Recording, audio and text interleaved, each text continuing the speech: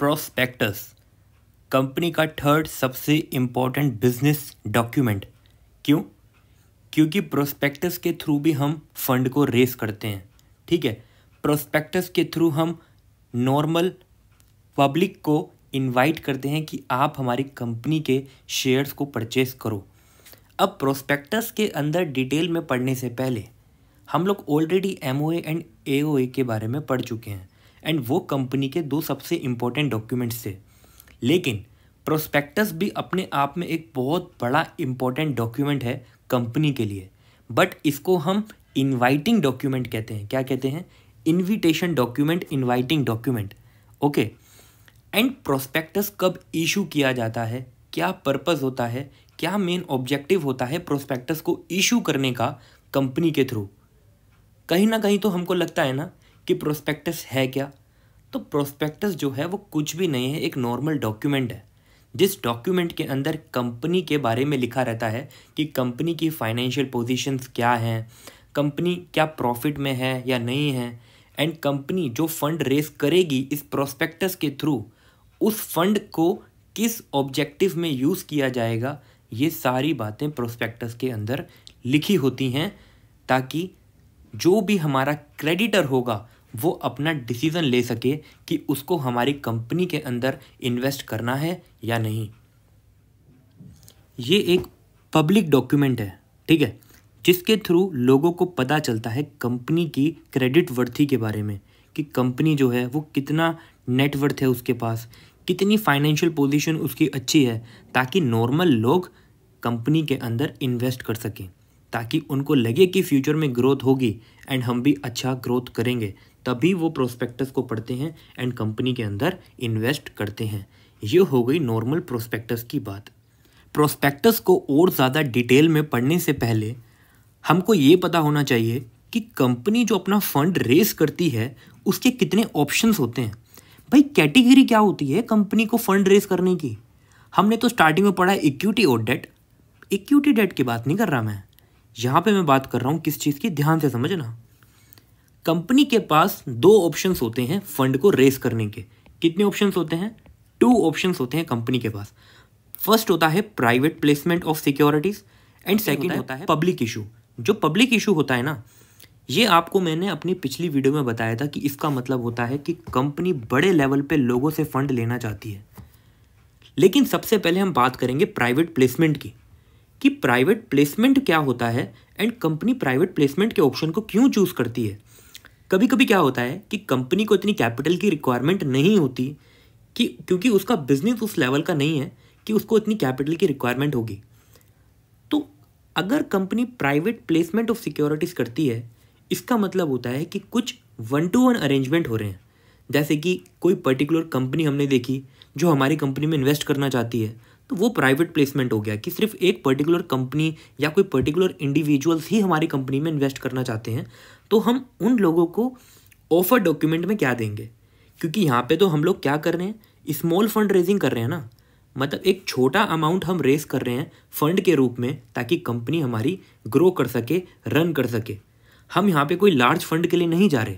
तो private placement जो होता है वो इसी का ऑप्शन होता है एंड प्राइवेट प्लेसमेंट के अंदर 1-to-1 अरेंजमेंट होता है एंड यहाँ पे जो लोग होते हैं जनरल वो इन्वॉल्व नहीं होते। अब बात करते हैं किसकी? अगर कोई भी प्राइवेट प्लेसमेंट हम करते हैं तो अगर कोई सिंगल इंडिविजुअल भी होगा वो भी चाहेगा कि कंपनी मुझको अपना ऑफर डॉक्यूमेंट करे दे, ताकि मैं उस कंपनी की फाइनेंशियल पोजीशन को जान सकूं कि वो कंपनी क्या वर्क कर रही है, क्या उसका ऑब्जेक्टिव है, वो मेरा पैसा अगर मैं इस कंपनी में इन्वेस्ट करूंगा वो किस ऑब्जेक्टिव में उसको लगाएगी, कंपनी जो है वो किन किन एक्टिविटीज़ में इन्वॉल्व है, उसके इंसिडेंशियल वर्क क्या क्या हैं। समझ रहे आप मेरी बात? ये होता है ऑफर डॉक्यूमेंट के अंदर चीज़ें कि अगर मैं इन्वेस्ट करूंगा मुझे कितना % डिविडेंड मिलेगा, मेरा क्या वोटिंग राइट्स होगा, उसके हिसाब से ऑफर डॉक्यूमेंट होता है। एंड प्राइवेट प्लेसमेंट के अंदर जो ऑफर डॉक्यूमेंट होता है वो होता है प्राइवेट प्लेसमेंट ऑफर लेटर। क्या होता है? Private placement offer letter. अब आप कहोगे यार कि हम तो प्रोस्पेक्टस पढ़ रहे हैं। ये प्रोस्पेक्टस नहीं है, प्रोस्पेक्टस अलग चीज़ है। मैं यही चीज़ बताना चाह रहा था आपको कि प्रोस्पेक्टस अलग है, बट प्राइवेट प्लेसमेंट के बारे में भी पता होना चाहिए था कि प्राइवेट प्लेसमेंट के लिए जो ऑफर डॉक्यूमेंट होता है वो प्राइवेट प्लेसमेंट ऑफर लेटर है। यानी कि इग्नू ने प्रोस्पेक्टस के बारे में नॉलेज दी है, एंड प्रोस्पेक्टस जो है वो पब्लिक इशू के लिए है। अब जो पब्लिक इशू है वो है आईपीओ, इनिशियल पब्लिक ऑफरिंग, यानी कि कंपनी प्राइमरी मार्केट के अंदर एंटर हुई है एंड चाहती है कि नॉर्मल जो लोग हैं वो मेरी कंपनी में इन्वेस्ट करें। ये होती है लिस्टेड कंपनी होने के लिए, ऐसा ये कंपनी करती है, ठीक है, लिस्टेड कंपनी होने के लिए। तो वो अपना इनिशियल पब्लिक ऑफरिंग लेके आती है, एंड वहाँ पर जो डॉक्यूमेंट इशू होता है उसको बोलते हैं प्रोस्पेक्टस। उसको क्या बोलते हैं? प्रोस्पेक्टस। यानी कि जब आप आईपीओ लेके आते हो, इनिशियल पब्लिक ऑफरिंग, वहाँ पे जो लोगों को आप इनवाइटिंग डॉक्यूमेंट देते हो कि आप हमारी कंपनी में पैसा लगाओ, तो उस डॉक्यूमेंट को हम प्रोस्पेक्टस बोलते हैं। क्या बोलते हैं? प्रोस्पेक्टस। ये प्राइवेट प्लेसमेंट से बहुत अलग है। प्राइवेट प्लेसमेंट अलग है और जो पब्लिक इशू ऑफ सिक्योरिटीज़ हैं वो अलग हैं। तो जहाँ आईपीओ आएगा वहाँ प्रोस्पेक्टस इशू होगा। यानी कि बड़े लेवल पे अगर कंपनी लार्ज फंड रेजिंग करेगी तो प्रोस्पेक्टस इशू करेगी। अब यहाँ पे करेंगे कि प्रोस्पेक्टस की डेफिनेशन में कौन कौन से और प्रोस्पेक्टस इंक्लूड होते हैं जो कि कंपनीज एक्ट 2013 के प्रोविज़न के अंदर दिए गए हैं। तो प्रोस्पेक्टस की डेफिनेशन के अंदर रेड हियरिंग प्रोस्पेक्टस इंक्लूड है एंड शेल्फ प्रोस्पेक्टस इंक्लूड है, एंड एक और प्रोस्पेक्टस इंक्लूड है जिसको हम बोलते हैं एब्रीज्ड प्रोस्पेक्टस। क्या बोलते हैं? Abridged prospectus. सबसे पहले हम बात करेंगे कि प्रोस्पेक्टस की डेफिनेशन में और क्या क्या इंक्लूड होता है। देखो, अब मेरी बात को आप ध्यान से समझना। कोई भी ऐसा डॉक्यूमेंट होगा जो जिस डॉक्यूमेंट्स के थ्रू कंपनी इनवाइट करती है पब्लिक को कि आप हमारी कंपनी में पैसा लगाओ, ऑफ़र करते हैं सब्सक्रिप्शन के लिए कि आप हमारी सिक्योरिटीज़ को परचेस करो, तो ऐसा कोई नोटिस हो सकता है, सर्कुलर हो सकता है, एडवर्टीजमेंट हो सकता है, कोई ऐसा डॉक्यूमेंट हो सकता है जो इनवाइटिंग करता है ऑफ़र, ठीक है। लेकिन इसके अंदर रेड हियरिंग प्रोस्पेक्टस इंक्लूड है, शेल्फ प्रोस्पेक्टस इंक्लूड है, कोई भी नोटिस, एंड एब्रीज्ड प्रोस्पेक्टस भी इंक्लूड होता है। एक प्रोस्पेक्टस के थ्रू कंपनी कैसे अपनी सिक्योरिटीज़ को लिस्ट करती है स्टॉक एक्सचेंज के ऊपर। अब लिस्टिंग का क्या बात होती है ये मैं अपनी पिछली वीडियो में बता चुका हूँ। अब मैं बात करता हूँ स्टेप्स की कि भाई क्या स्टेप्स होते हैं जिसमें जो कंपनी अपनी सिक्योरिटीज़ को लिस्ट कराती है स्टॉक एक्सचेंज के ऊपर।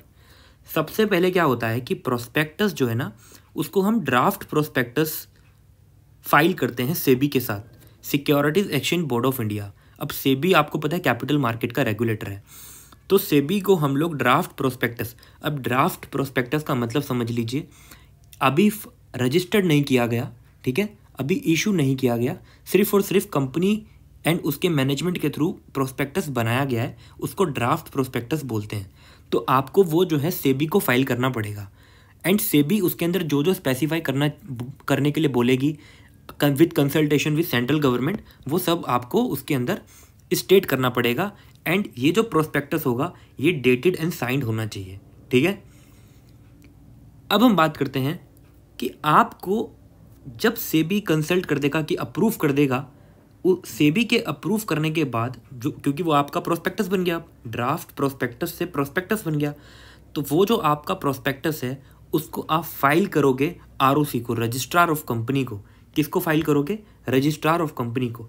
देन आपका जो पब्लिक इशू होगा उसका वो ओपन हो जाएगा, ठीक है, एंड देन वो क्लोज भी होगा क्योंकि कुछ टाइम पीरियड होता है ओपन होने के यानी क्लोज होने के लिए।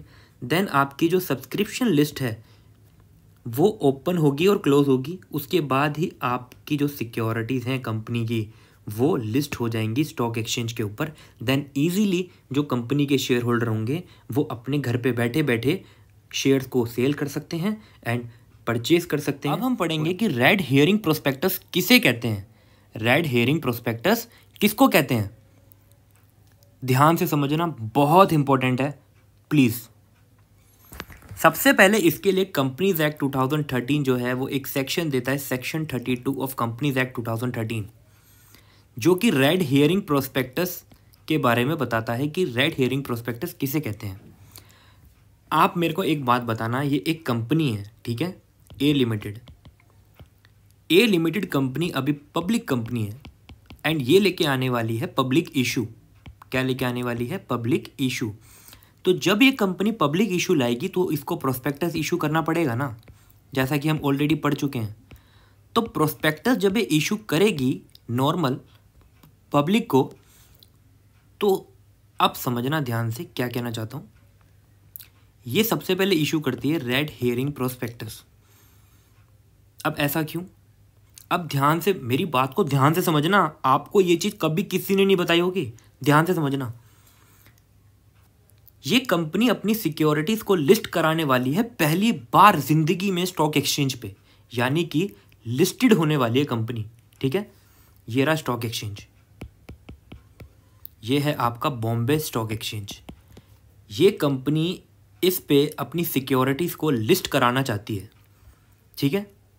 एंड लिस्ट कराने के लिए हमको इनविटेशन डॉक्यूमेंट देना पड़ेगा, जिसको हम क्या बोलते हैं, प्रोस्पेक्टस। एंड प्रोस्पेक्टस के अंदर हमको लिखना पड़ेगा क्या, कि हमको कितना पैसा चाहिए, लोगों से हमारी एक्सपेक्टेशन कितनी है, ठीक है। और इसके अंदर अपना ऑब्जेक्टिव लिखना पड़ेगा कि किस ऑब्जेक्टिव में कंपनी का पैसा लगेगा। तो आप मुझे एक बात बताओ, अगर प्रोस्पेक्टस इशू होगा तो आपको ऐसा नहीं लगता कि कंपनी यहाँ पे अपना शेयर प्राइस भी लिखेगी? भाई शेयर प्राइस तो लिखना पड़ेगा ना, जब भी तो लोग खरीदेंगे, वरना कैसे परचेस करेंगे। शेयर प्राइस भी लिखना पड़ेगा और ये भी लिखना पड़ेगा कि कंपनी कितना कैपिटल मार्केट से उठाना चाहती है ताकि वो लिस्ट हो सके, वो भी स्पेसिफाई करना पड़ेगा, ठीक है, प्रोस्पेक्टस के अंदर। लेकिन रेड हेयरिंग प्रोस्पेक्टस में हमको ऐसा कुछ भी नहीं लिखना पड़ता, ठीक है। मतलब रेड हेयरिंग प्रोस्पेक्टस के अंदर सिर्फ और सिर्फ कम इन्फॉर्मेशन होती है, पता है, बहुत कम इन्फॉर्मेशन होती है। अब वो इन्फॉर्मेशन कितनी होती है, क्या होती है, वो अभी मैं आपको बताऊंगा। लेकिन उससे पहले मैं आपको ये बताना चाहता हूँ कि रेड हेयरिंग प्रोस्पेक्टस के अंदर जो इन्फॉर्मेशन होती है ना, उसको किस तरीके से देखते हैं एंड किस तरीके से समझते हैं। क्योंकि रेड हेयरिंग प्रोस्पेक्टस के अंदर मैंने पहले बताया पूरी इन्फॉर्मेशन नहीं होती, उसके बावजूद भी लोग पैसा लगाते हैं। कैसे लगाते हैं समझो। बस आप अपने दिमाग में एक चीज़ याद रखना कि रेड हेयरिंग का मतलब होता है एक तरीके से, मतलब बिडिंग करना। क्या करना? बिडिंग, ठीक है। अब समझना मेरी बात, इसको प्रोसेस को बोलते हैं रेड हेयरिंग प्रोस्पेक्टस के थ्रू जब कंपनी आईपीओ लेके आती है, लोगों से पैसा लेना चाहती है, कैपिटल लेना चाहती है और स्टॉक एक्सचेंज पे लिस्ट होना चाहती है, देन वो यूज़ करती है बुक बिल्डिंग मेथड। ये कॉन्सेप्ट आपको किसी ने नहीं समझाया होगा, तो प्लीज़ वीडियो को लाइक ज़रूर करना और चैनल को सब्सक्राइब ज़रूर करना। बुक बिल्डिंग मेथड, ठीक है। एंड बुक बिल्डिंग मेथड से क्या होता है, ध्यान से समझो। यहाँ पे कंपनी ना अपना पूरा प्राइस नहीं बताती कि उसका एक प्राइस कितनी, उसका एक शेयर कितने प्राइस का है। जैसे कि हम मार्केट में देखते हैं किसी कंपनी का जो शेयर है वो हो सकता है 2000 रुपीज़ का है, या फिर 50 रुपीज़ का है, या फिर 60 रुपीज़ का है। लेकिन रेड हेयरिंग प्रोस्पेक्टस जब कंपनी इशू करती है स्टॉक एक्सचेंज पे लिस्ट होने के लिए, तो कंपनी कभी भी एक शेयर प्राइस नहीं स्पेसिफाई करती कि हमारे कंपनी का शेयर प्राइस क्या है। और आपको पता है ऐसा क्यों होता है? ध्यान से समझना, क्योंकि मुझे पता है ये मैक्सिमम मैं आपको गारंटी दे सकता हूँ 99.9% स्टूडेंट, चाहे वो एम्प्लॉयमेंट में क्यों ना हो, नौकरी क्यों ना कर रहे हो आप लोगों को ये बात नहीं पता होगी। तो प्लीज़ यार चैनल को सब्सक्राइब कर देना यार, सच बोल रहा हूँ, अगर मेहनत पे थोड़ा सा भी अप्रिशिएट करते हो आप। तो कंपनी रेड हेयरिंग प्रोस्पेक्टस के अंदर कोई एक शेयर का प्राइस नहीं बताती, बट अपना प्राइस बैंड बताती है बिडिंग कराने के लिए, क्योंकि कंपनी को खुद ही नहीं पता होता मेरा शेयर प्राइस है क्या। समझ रहे हो? मतलब कंपनी शेयर प्राइस को निकालने के लिए, to find share price, to find share price, लिख लीजिए, बहुत इंपॉर्टेंट है ये। हो सकता है आपको मेरी वीडियो देख के प्रमोशन मिल जाए, ठीक है। तो to find share price, share price को फाइंड करने के लिए company red herring prospectus issue करती है अपना आईपीओ लाने के लिए एंड स्टॉक एक्सचेंज पे लिस्ट होने के लिए। अब ये शेयर प्राइस फाइंड कैसे होता है, इसके लिए करानी पड़ती है बिडिंग, क्योंकि कंपनी को खुद ही नहीं पता मेरा शेयर प्राइस क्या है, बट कंपनी को ये पता होता है कि मैं अपना शेयर प्राइस किस कैटेगरी में कहाँ से लेके कहाँ तक रखूँगी। फॉर एग्जाम्पल, ठीक है, एक एग्जाम्पल लेते हैं। एग्जाम्पल से मैं आपको बताऊंगा। फॉर एग्जाम्पल जो कंपनी का जो प्राइस ब्रांड है ना, सॉरी प्राइस बैंड, कंपनी का जो प्राइस बैंड है, ये कंपनी ने पता है कितना चूज़ किया। फॉर एग्जाम्पल 290 से लेके 320 तक, ठीक है। अब 290 रुपीज़ से लेके 320 रुपीज़ तक का प्राइस सेट किया कि मतलब हमारा जो शेयर प्राइस होगा वो 290 से लेके 320 रुपये तक के बीच का होगा।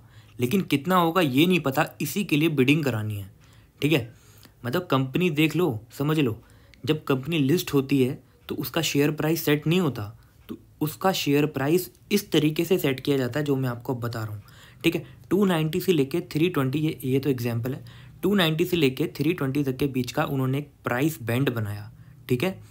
अब ये जो 290 है ये होता है आपका फ्लोर प्राइस, क्या कहते हैं इसको, फ्लोर प्राइस। और 320 को कहते हैं हम कैप प्राइस, ठीक है। अब ध्यान से समझना। अब देखो फॉर एग्जांपल 290 पे हो सकता है 5 लोगों ने शेयर खरीदा हो, मतलब आईपीओ में जो पैसा लगाया है वो कुछ लोग ऐसे हो सकते हैं जिन्होंने 290 रुपीज़ के लिए पैसा लगाया हो, कुछ ऐसे हो सकते हैं जिन्होंने 295 के लिए लगाया हो सकता है वो 10 लोग हैं ऐसे, या कुछ ऐसे हो सकते हैं जिन्होंने 301 के लिए लगाया हो, फॉर एग्जांपल, समझ रहे हो ना आप, वो हैं आपके 12। और कुछ ऐसे हो सकते हैं जिन्होंने 305 के लिए लगाया हो, जैसे कि 4 लोग ऐसे हैं जिन्होंने 305 के लिए लगाया एंड 320 के लिए लगाया एक बंदे ने, ठीक है। तो अब प्राइस कैसे सेट होगा, जब आईपीओ में पैसा लग गया, जब कंपनी चेक करेगी कि किस किस लोगों ने कितना लगाया है, तो सबसे ज़्यादा देखो आप, सबसे ज़्यादा जिस प्राइस के लिए लोगों ने पैसा लगाया है कंपनी उसको अपना शेयर प्राइस मान लेगी, ठीक है। तो 301 जो होगा ये कट ऑफ निकलेगी, क्या निकलेगी, कट ऑफ। जो कट ऑफ आई है वो आई है 301 पे, यानी कि कंपनी जब लिस्ट होगी स्टॉक एक्सचेंज पे तो लिस्ट के टाइम पे उसका जो शेयर प्राइस होगा वो 301 का होगा, ठीक है। अब आप सोचोगे यार इन लोगों का क्या होगा, भाई इन लोगों का क्या होगा ना कि जिन्होंने 301 से ऊपर के लिए वोटिंग की है उन सबको तो शेयर मिलेंगे, लेकिन जिन्होंने नीचे की है उन सबको हटा दिया जाएगा। यानी कि यहीं फंसते हैं वो लोग जिनका आईपीओ में पैसा डूब जाता है। अब देखो जो रेड हेयरिंग प्रोस्पेक्टस है इसके अंदर लिखा हुआ है कि जो प्रोस्पेक्टस है उसके अंदर कंप्लीट पर्टिकुलर्स नहीं होते, यानी कि जो क्वांटम होता है और जो प्राइस होता है। अब क्वांटम क्या होता है, प्राइस क्या होता है, प्राइस तो होता है शेयर का प्राइस कितना होगा, और क्वांटम का मतलब होता है कि टोटल, मतलब एक तरीके से देखा जाए तो मतलब होता है ना, हम पूरी इन्फॉर्मेशन देते हैं उस प्राइस के रिगार्डिंग, तो मतलब ये कभी कभी क्या होता है थोड़ी इन्फॉर्मेशन दी जाती, पूरी नहीं दी जाती। इसको मैं आपको प्रैक्टिकल दिखाऊंगा अभी, ठीक है। अब देखो इसके अंदर क्या होता है, कंपनी के ऑपरेशंस होते हैं, ठीक है, बताते हैं कि कंपनी किस तरीके से प्रॉफिट में है नहीं है, उस तरीके की इन्फॉर्मेशन होती है।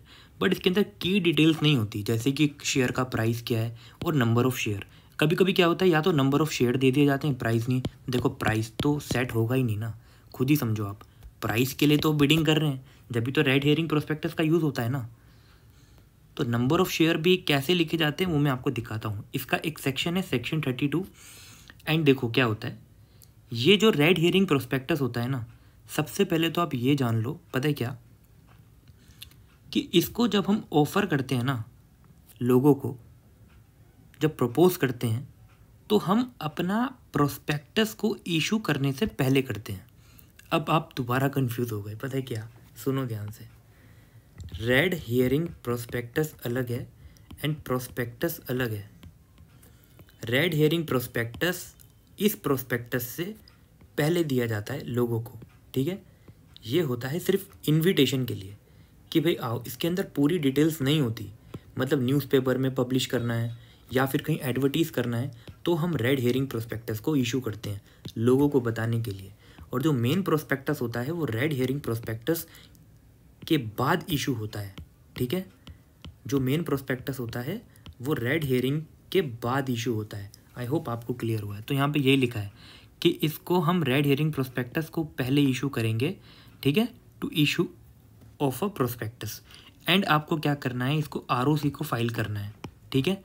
जब आपका सब्सक्रिप्शन लिस्ट ओपन होगी ना, जब आपका ऑफ़र ओपन होगा उसके 3 दिन पहले मिनिमम, मतलब मिनिमम 3 डेज़ पहले आपको ये ROC को, रेड हेयरिंग प्रोस्पेक्टस ROC को फाइल करना है, ठीक है, उनको बताना है आपकी ओपनिंग ऑफ सब्सक्रिप्शन लिस्ट से पहले।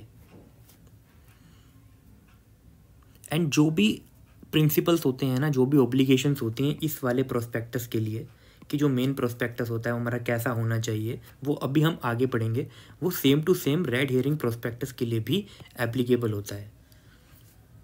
अब देखो फिर क्या होता है, जब क्लोजिंग होती है ना ऑफ़र की, जो सिक्योरिटीज़ ऑफ़र होती हैं उसकी जो क्लोजिंग डेट आती है IPO की, उसके बाद क्या होता है, जब मैंने बताया था ना इसमें टोटल डिटेल्स नहीं होती, देन फिर इसके अंदर हम सब कुछ बता देते हैं, क्या कि टोटल कैपिटल कितना रेज्ड हुआ, क्लोजिंग प्राइस क्या था। अब क्लोजिंग प्राइस क्या होता है, जब इशू क्लोज हुआ था, ठीक है, तब क्लोजिंग प्राइस क्या आया, ठीक है, और ऐसी डिटेल जो इंक्लूड नहीं थी वो भी बताई जाएंगी, ठीक है, और ये सब फाइल की जाएंगी किसको, सेबी को एंड ROC को, रजिस्ट्रार ऑफ कंपनी को एंड सेबी को, ये डिटेल सब फाइल कर दी जाएंगी।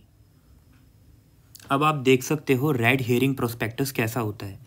ये पूरा रेड हेयरिंग प्रोस्पेक्टस है। जब कंपनी अपना IPO लेके आती है, क्या लेके आती है कंपनी, अपना IPO लेके आती है, तो कंपनी रेड हेयरिंग प्रोस्पेक्टस ऐसा होता है कंपनी का।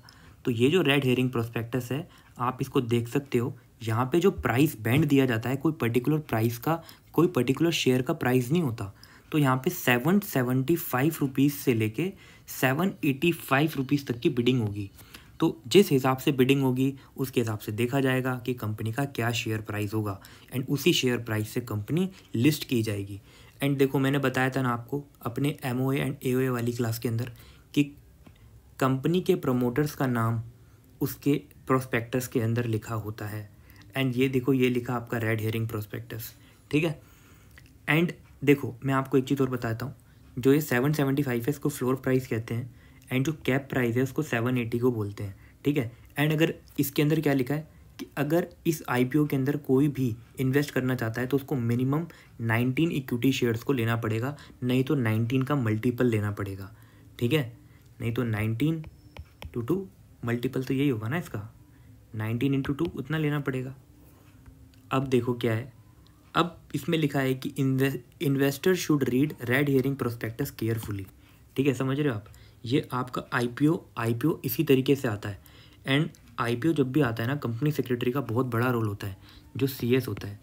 तो आप देख सकते हो यहाँ पे कंपनी सेक्रेटरी का नाम होता है, उसका रजिस्टर्ड ऑफिस जो भी है सब कुछ।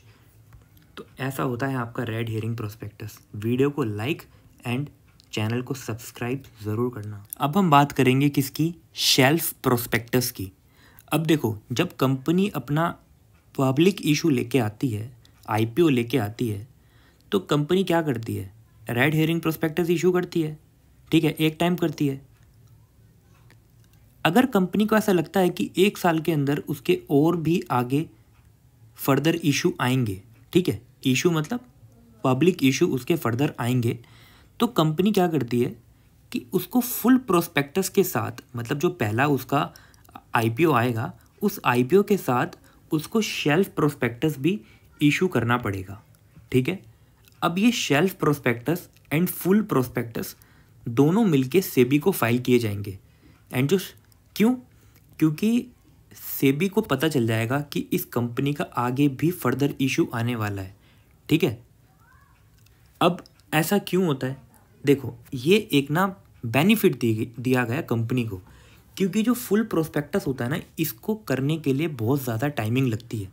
मैंने आपको बताया था क्या, फाइलिंग करनी पड़ती है सेबी को, फिर सेबी अप्रूव करता है, उसके बाद ही रजिस्ट्रार ऑफ कंपनी को हम फाइल करते हैं, फिर रजिस्ट्रार ऑफ कंपनी भी देखेगा, ठीक है। तो इस चीज़ को होने के अंदर 1-1.5 महीना लगता है, और 1-1.5 महीना वेस्ट होता है कंपनी का। तो आपको क्या लगता है कि जब कंपनी 1 साल में 2 IPO लेके आ रही है, फर्दर इशू लेके आएगी, तो भाई उसमें क्यों इतनी परेशानी करना उस कंपनी को। अब वो जो अपना फुल प्रोस्पेक्टस दे रही है, तो वो उसी के अंदर अपनी इंटेंशन बता रही है शेल्फ प्रोस्पेक्टस के अंदर कि हाँ मैं इस साल और भी फर्दर इशू लेके आऊँगी। तो ये जो शेल्फ प्रोस्पेक्टस होता है, इसका फॉर्मेट होता है PAS 2 के अंदर, ये फॉर्म नंबर होता है, ठीक है। इस फॉर्म के अंदर आपको देना पड़ेगा, ठीक है, शेल्फ प्रोस्पेक्टस किसको, सेबी को फाइल करना पड़ेगा। अब देखो क्या होगा, अब क्या होता है कि जो शेल्फ प्रोस्पेक्टस है ना, अब फॉर एग्जांपल सुनो, मार्च 2022, अभी जनवरी 2022 के अंदर आपका पब्लिक इशू आया, ठीक है।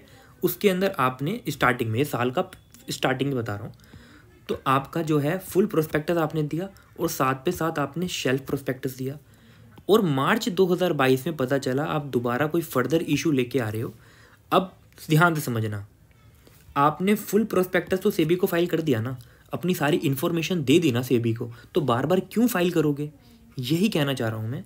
लेकिन लेकिन लेकिन लेकिन जब आपने फुल प्रोस्पेक्टस दिया था तो उस टाइम पे आपकी फाइनेंशियल पोजीशन कुछ और थी, लेकिन जनवरी से लेके मार्च तक आपकी फाइनेंशियल पोजीशन चेंज हुई होगी। हो सकता है भाई आपका प्रॉफिट चेंज हुआ है, आपकी एक्टिविटीज़ चेंज हुई हैं, आपके डायरेक्टर्स अपॉइंट हुए हैं या रिमूव हुए हैं, कोई नए डायरेक्टर्स अपॉइंट किए हैं आपने, ठीक है। तो ये जो चेंजेस होंगे ये आपको इन्फॉर्मेशन मेमोरेंडम के अंदर सेबी को फाइल करने पड़ेंगे। किसके अंदर? इन्फॉर्मेशन मेमोरेंडम के अंदर, ठीक है। जो भी चीज़ चेंज होगी वो आपको फाइल करना पड़ेगा, ठीक है।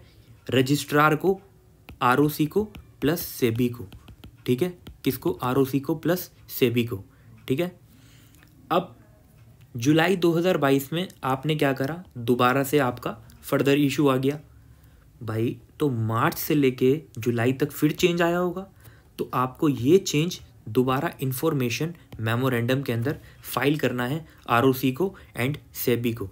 चलो पढ़ते हैं इसको इधर से। तो शेल्फ प्रोस्पेक्टस जो है इसका मतलब क्या है कि ये एक या एक से ज़्यादा इशू लाने के लिए होता है, मतलब फर्दर इशू लाने के लिए। तो जो सिंगल प्रोस्पेक्टस है इसी से काम चल जाता है, ठीक है। और इसमें कोई सेपरेट प्रोस्पेक्टस इशू करने की नीड नहीं होती, ठीक है।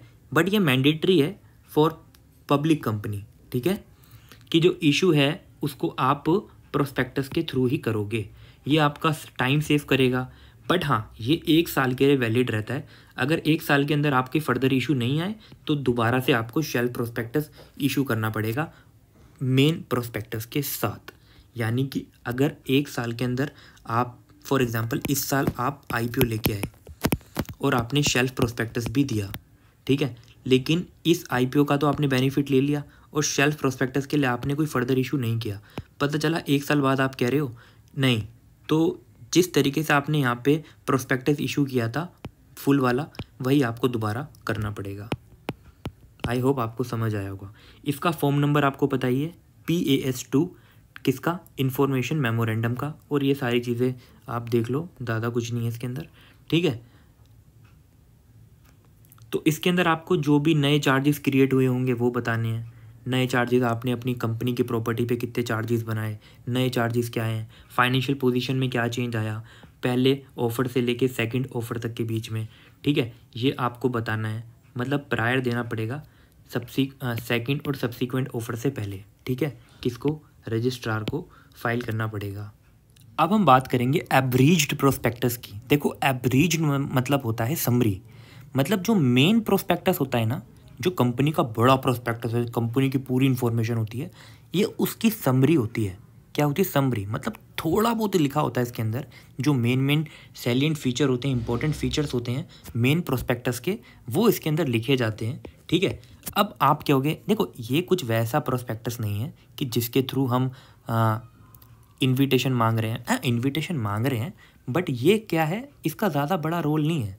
मतलब शेयर एप्लीकेशन फॉर्म जो होता है ना, आप सबने पढ़ा है, जो शेयर एप्लीकेशन फॉर्म होता है उसके साथ आपको एब्रीज्ड प्रोस्पेक्टस भी देना पड़ता है, ठीक है। लेकिन ये जो चीज़ है ये पब्लिक इशू के अंदर चलती है, ठीक है।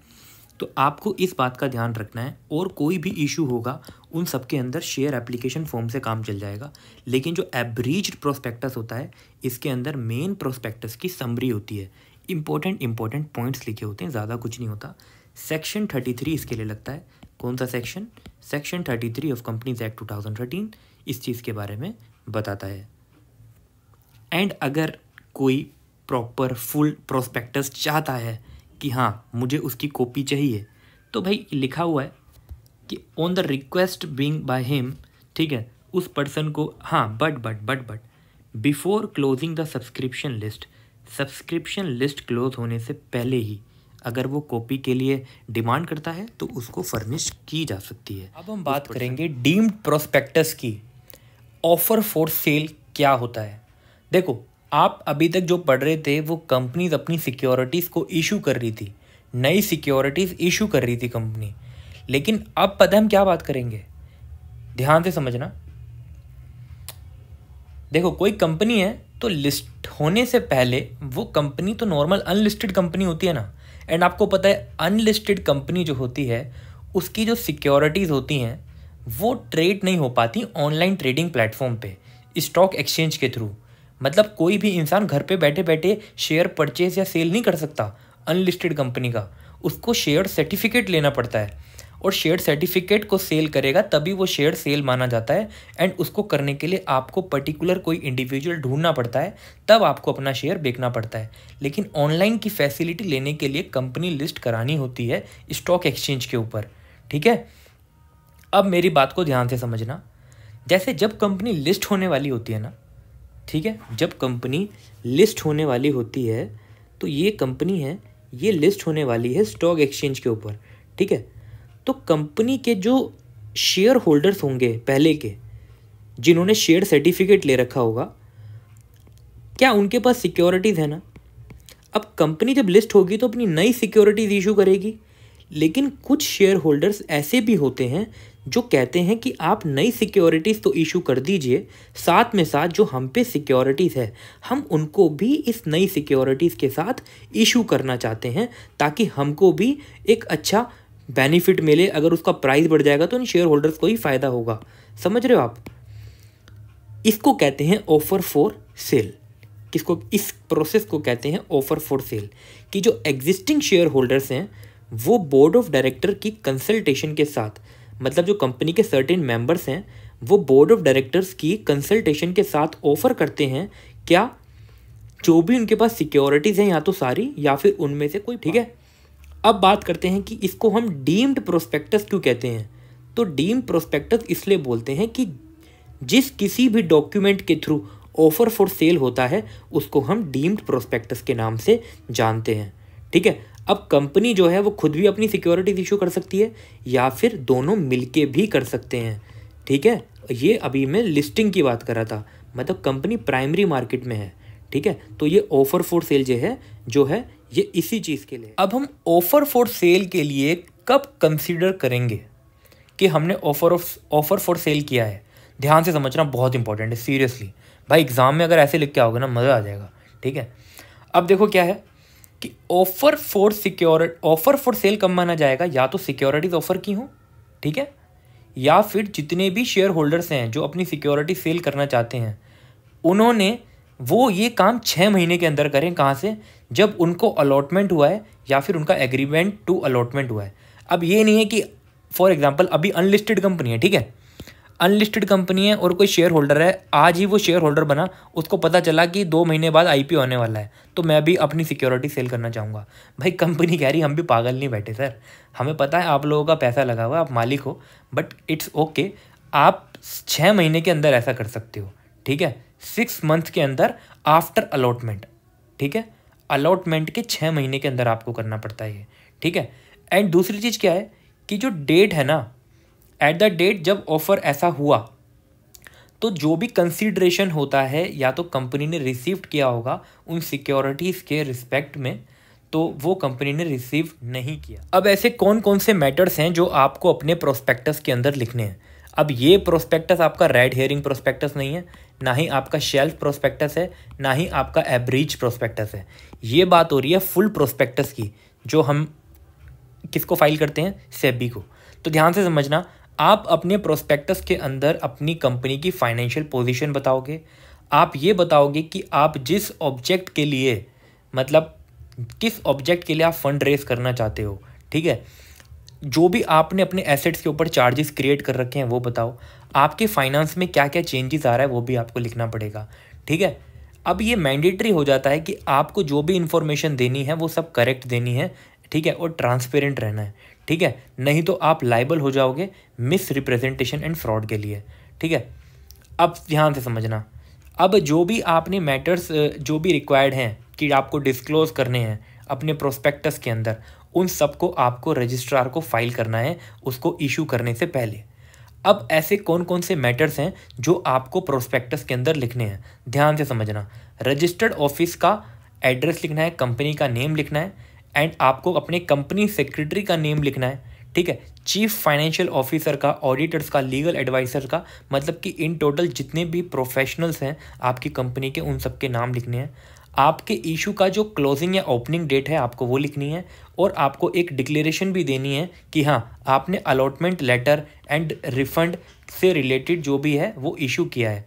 एंड आपको एक स्टेटमेंट देनी है बोर्ड ऑफ डायरेक्टर्स के थ्रू कि जो भी आपका सेपरेट बैंक अकाउंट है तो उसका जितना भी मनी रिसीव्ड हुआ है आउट ऑफ इशू वो ट्रांसफ़र कर दिया गया है, ठीक है। तो उसके अंदर अनलिस्टेड और अनलिस्टेड मनी जितनी भी होगी प्रीवियस इशू की वो भी आपको उसके अंदर इंक्लूड करनी पड़ेगी। आपके अंडरराइटिंग ऑफ इशू के क्या हैं उनकी डिटेल लिखनी है। डायरेक्टर्स का कंसेंट चाहिए, ऑडिटर का, बैंकर टू द इशू। अब ये बैंकर टू द इशू क्या है, कैपिटल मार्केट इंटरमीडियरी है, ठीक है। एक्सपर्ट ओपिनियंस, एंड आपको क्या है, अथॉरिटी होनी चाहिए कि आपने इशू किया है, ठीक है। आपका रेजोल्यूशन पास्ड क्या है, ठीक है, मतलब रेजोल्यूशन पास हुआ है नहीं हुआ। कैपिटल स्ट्रक्चर क्या है, आपका जो पब्लिक ऑफर है मतलब आईपीओ का ऑब्जेक्टिव क्या है, ठीक है। आपको ये सारी चीज़ें लिखनी है कि मिनिमम सब्सक्रिप्शन कितना है, ठीक है। डिटेल ऑफ डायरेक्टर्स की, उनके नेम, रेम्यूनरेशन, अपॉइंटमेंट कब हुआ है, एंड आपको डिस्क्लोजर करनी है ऐसी चीज़ें जो सोर्स ऑफ प्रोमोटर्स का कंट्रीब्यूशन से रिलेटेड। अगर आपने अपने प्रोस्पेक्टस के अंदर कॉन्ट्रावेंशन किया ना, मतलब जो भी ऊपर चीज़ें दी गई हैं अगर आपने इसमें कॉन्ट्रावेंशन किया है तो कंपनी के ऊपर एंड कंपनीज के अंदर जितने भी एवरी ऑफिसर इन डिफ़ॉल्ट होंगे उन सब के ऊपर पेनल्टी होगी। अब कंपनी को तो जेल में उठा के डाल नहीं सकते, ठीक है, ये नहीं कंपनी को उठाया और जेल में डाल दिया। तो ध्यान से समझना, कंपनी के ऊपर पनिशमेंट लगती है एंड फाइन लगता है, ठीक है। वो मिनिमम लगेगा 50,000 एंड वो एक्सटेंड हो सकता है 3 लाख रुपीज़ तक, ठीक है। एंड जितने भी ऑफिसर इन डिफ़ॉल्ट होंगे वो पनिशेबल होंगे, इम्प्रिजनमेंट के साथ हो सकते हैं। अगर उनको जेल हुई तो 3 साल की हो सकती है, एंड फाइन भी अलग से फाइन हो सकता है, या तो 50,000 का और वो 3 लाख तक का हो सकता है, या फिर 3 साल की जेल भी हो सकती है एंड 50,000 का फाइन भी लग सकता है। अब एक और इम्पोर्टेंट चीज़, जो भी आप आईपीओ से फंड रेस करोगे, अपने इशू से जितना भी फंड रेस करोगे उसको आप उसी पर्पस के लिए यूज़ कर सकते हो जिस पर्पस के लिए आपने वो फंड रेस किया था। आपने अपने प्रोस्पेक्टस में लिखा था कि हम मैन्युफैक्चरिंग करेंगे फुटवियर्स का, तो आप उसी के लिए ही फंड यूज़ कर सकते हो और अदरवाइज़ किसी भी पर्पस के लिए नहीं कर सकते, नहीं तो वो कॉन्ट्रावेंशन माना जाएगा। एंड अगर आप कोई डेविएशन करना चाहते हो तो उसके लिए तो भाई फिर इन्वेस्टर्स की ही अप्रूवल चाहिए। रिकॉल ऑप्शन इसके अंदर होता है कि अगर कोई डिसेंटिंग इन्वेस्टर है अपना पैसा वापस लेना चाहता है तो भाई ले लो, आप मना कर सकते हो।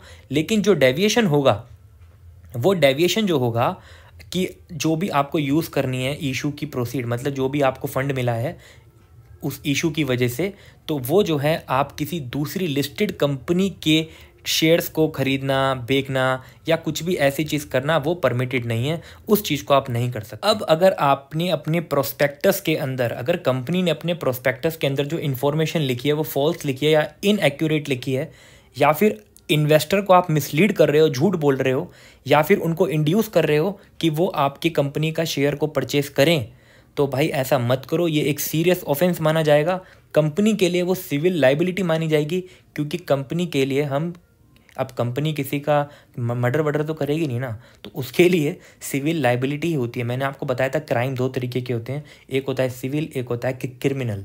तो जो नॉर्मल इंडिविजुअल होगा, जो कंपनी का ऑफिसर होगा, जो इस चीज़ के अंदर ऑथराइज करेगा, उसके लिए दोनों लाइबिलिटी हो सकती हैं, या तो सिविल, क्रिमिनल लाइबिलिटी, ठीक है।